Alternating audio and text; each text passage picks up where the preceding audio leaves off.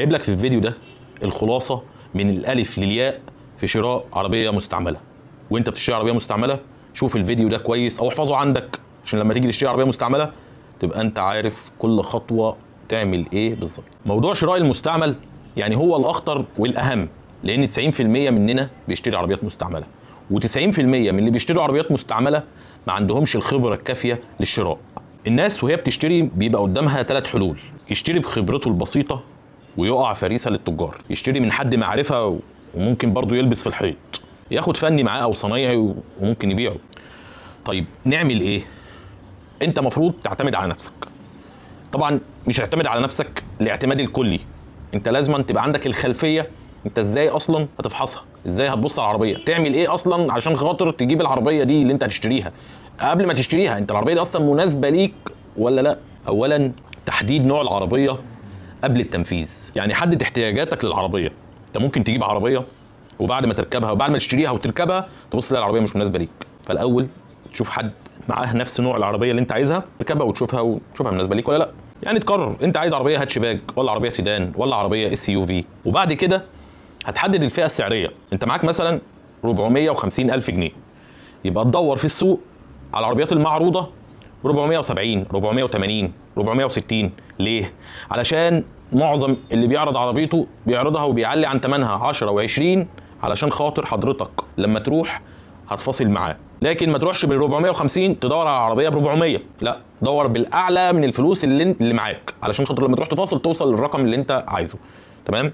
قبل ما تنزل بقى تروح على العربيه، يعني انت كده حددت الفئه السعريه وحددت نوع العربيه اللي انت عايزها. خش على جروبات الفيسبوك ملاك العربيه دي، خش تسالهم، تعمل بوست: يا جماعه انا مقبل على شراء العربيه، ايه العيوب اللي بتقابلكم وايه المميزات؟ حضرتك بقى لما تشوف العيوب شوفها مناسبه ليك، هتعرف تتغاضى عليها وتمشي معاها والدنيا تمام، ولا هتبقى تسبب لك مشكله رهيبه. لو هتسيب لك مشكله يبقى تشوف نوع عربيه تانية ما فيهاش العيوب دي. ده طبيعي، لازم في اي عربيه تلاقي العيوب. عربيه مثلا ثباتها مش حلو، عربيه ما فيهاش وسائل امان بس واسعه، عربيه عزلها مش حلو بس عربيه صاروخ زي الفيرنا مثلا، يعني عربيه خفيفه قوي بس صاروخ بتجري، اعتماديه، قطع غيارها رخيصه بس هي مش واسعه ضيقه. يعني هتلاقي في عيوب، في المقابل برضه هتلاقي في مميزات. فانت تشوف العيوب اللي مش تبقى بالنسبه لك مشكله وشوف المميزات اللي انت عايزها، لكن ما تجيبش في عربيه فيها مميزات انت مش محتاجها. وانت بقى بتدور على النت كده عشان تشوف العربيه او بتشوف حد من زمايلك معاه عربيه تشتريها او تاجر او ايا كان، دور على العربيه الحاله الاستثنائيه، تكون عربيه مثلا ما كسرتش ال 100,000 تحت ال 80، تكون عربيه كسر زيرو كده. هتقول لي ايمن طب انا 450 هيجيبوا لي ايه كسر زيرو، ولا معايا 200 هجيب بيهم ايه كسر زيرو؟ لا، مش المعنى ان انت تجيب ان انت الفلوس اللي معاك قليله فلازم تجيب كسر زيرو. مش كسر زيرو المعنى الحرفي للكسر الزيرو اللي هو عربيه مثلا موديل السنه او موديل السنه اللي فاتت فكده كسر زيرو. لا، في مصر هنا كسر الزيرو دي ممكن يبقى عدى عليها 20 سنه. فاحنا يعني انا بكلمك بلغه السوق. تمام؟ خلاص، ما علينا من كسر الزيرو. دور على عربيه الحاله، عربيه اللي ما تهنتش، عربيه اللي مع واحده ست كده صايناها وبتودي عيالها المدرسه. يعني دور على الحاجات اللقطه، لكن ما تدورش على عربيه اشتغلت اوبر وكريم ومشيت لفت مصر كلها. فاهم قصدي؟ يعني انت عايز عربيه تتهانت، لا، دور على عربيه اللي ما تهانتش. فالعربيه اللي ما تهانتش ما عدتش عداد ال 100,000، دور على عربيه كده مع اسره بسيطه. طيب الموضوع ده هياخد معاك وقت انك تلاقي عربيه زي كده؟ طبعا هياخد معاك وقت. بس والدي كان زمان يقول لي اشتري في سنه علشان لما تيجي تبيع في ساعه واحده. خليك فاكر الجمله دي واحفظها علشان خاطر هي اللي هتحفزك انك تصبر، عشان الشراء في المستعمل محتاج صبر. دور على العربيه اللي في نطاق محافظتك، بلاش يعني اللي هو ايه، انت مثلا من القاهره وتروح تدور على عربيه في المنوفيه، او انت من المنوفيه وتروح تدور على عربيه يا عم الحاج شوف العربيه القريبه ليك وروح لها. ايه اللي يخليك تدب مشوار بعيد جدا وتروح ورا معاك فني وتكلف مشوار وبتاع وفي الاخر تروح لها العربيه نصين؟ فاهدى كده وتريص، دور على العربيه في المحيط اللي انت فيه هتلاقي. طيب انت بقى لقيت عربيه مع تاجر، ما تخافش، خش عليه بقلب جامد. التاجر بيحاول يستلقط العربيات اللي هيقدر يبيعها بسرعه، اللي هي العربيه الحاله، بس هتلاقيه عارضها اعلى من سعرها برقم. هو لازم يكسب برضه بس ما يكسبش بجشع. فانت هتخش عليه العربيه دي معروف سوقها، انت واثق وكده ان هي مثلا ب 450، وهو عارضها ب 500 ب 550. خش عليه شوف بس حاله العربيه. لو عربيه حلوه قوي وحالتها يعني مفيش زيها تبقى انت المفروض تاخدها طبعا باعلى من سعر السوق عشان هي حاله. تمام؟ فهنقول مثلا هتزود عن سعر السوق 30,000 فبقت بكام؟ ب 480. هتنزل معاه بقى لحد 480. طيب العربيه بقى انت تكشف عليها ازاي اصلا؟ ما انت مش كل مره تنزل هتجيب فني معاك، صح؟ يبقى انت تنزل اول مره على العربيه هتبص على فواصل البيبان، الرفرف مع الباب، الاكسدام مع الكبوت مع الرفرف، الشنطه، باب الشنطه برضو الفواصل بتاعته، كل الحاجات دي يعني المفروض تبقى الفواصل شبه بعضها، قريبه لبعضها، ما تبقاش مثلا واحده واسعه واحده ضيقه، واحده طالعه لبره واحده داخله لجوه. الفواصل هي اللي بتقول لك حاله العربيه دي متهانه ولا متصانه. وهتبص برضو على يعني توحيد اللون بتاع العربيه، يكون ميه واحده، ما يكونش مثلا رفرف وباب ورفرف ويكون في باب في النص منهم لونه مختلف عنه، فيا الباب ده راشش يا بقيتهم هم يعني، يا اما الباب التاني اللي راشش هو الرفرف والرفرف اللي قدام والباب ده هو اللي فابريكا، يا اما يعني تكون العربيه لونها واحد، ما تكونش الالوان مختلفه من كل يعني اللي هو ايه احمر بس احمر فاتح شويه، لا كده العربيه دي مرشوشه، كده العربيه دي فيها مشكله. طب يا ايمن انا هاخد عربيه مرشوشه، ايه المشكله؟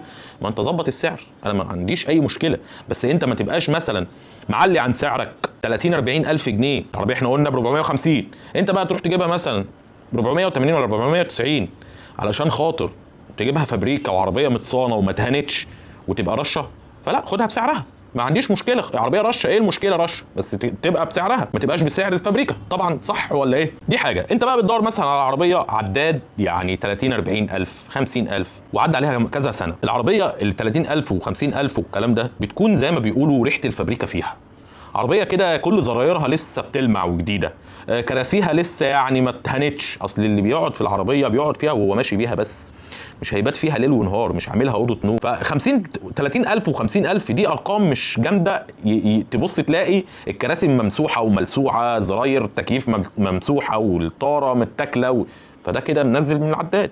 فانت لازم تاخد بالك من النقط الصغيره دي، ان العربيه طالما الكلام لسه جديد كده والكتابه لسه جديده والفرش لسه جديد يبقى العداد مظبوط.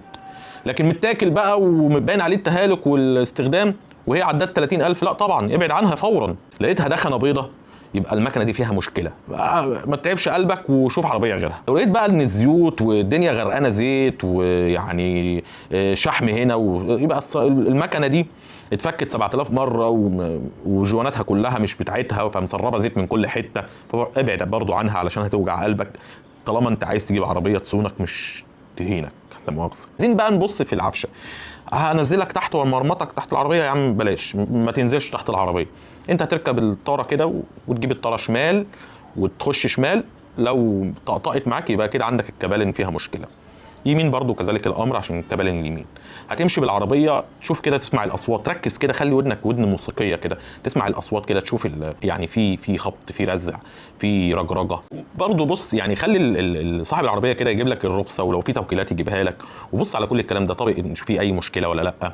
اعمل بحث امني في المرور، شوف العربيه فيها اي مشكله، عامله حادثه مع حد ولا خبطه حد ولا عليها اي محضر. ممكن برضو يبقى عليهم لا قدر الله اي ضريبه عقاريه تبع شركه ولا اي حاجه، فلما الرخصه تنتهي انت مش هتعرف ترخص. ففي شويه حاجات كده يعني حتى لو العربيه سليمه انت لازم برضو تاخد بالك، لازم تاخد بالك من الورق كويس جدا، ولازم تطابق رقم الشاسيه بالرخصه علشان خاطر في نصابين كتيره قوي. وهتخش برضو على المخالفات تشوف فيها مخالفات ولا لا، علشان خاطر الحاجات دي دلوقتي بقت بارقام. هتبص برضو في الكاوتش، فرد الكاوتش هتشوفها متاكله ولا يعني حالتها كويسه، متاكله من جنب وجنب لا يبقى عندنا مشكله في العفشه. انتاج الكاوتش نفسه عشان انت يعني اكسباير 3 سنين، فانت ممكن تبقى شايف الحاله كويسه لكن هو الاكسباير العربيه كاوتش انتهى. لو عايز تبص بقى على البودي الخارجي وتشوفه رشش ولا لا، يعني انت لقيته هو ميه واحده بس مش عارف هو رش ولا لا، بظهر ايدك هتخبط كده على الصاج، والله بص يعني الصاج الفابريكا هتلاقيه يعني رنان بيرن كده معاك، لكن الصاج اللي هو يعني شايل معجون ورشش ده هتلاقيه يعني ايه مكتوم كده، والدبه كده هتحس ان هي اتكتمت. تمام، عايزك كده تقعد جوه صالون العربيه ورا تشوف انت قعدتك مرتاحه مبسوط بالعربيه، تقعد جنب السواق قعدتك مرتاحه ومبسوط بالعربيه، تقعد على الطاره نفسيتك مرتاحه للعربيه ولا لا. خلي بالك العربيات زي الجواز يعني تبقى راحه نفسيه. والله لا والله انا مرتاح نفسيا، انا مرتاح نفسيا قوي. نكمل ولا كفايه كده؟ كفايه كده. السلام عليكم.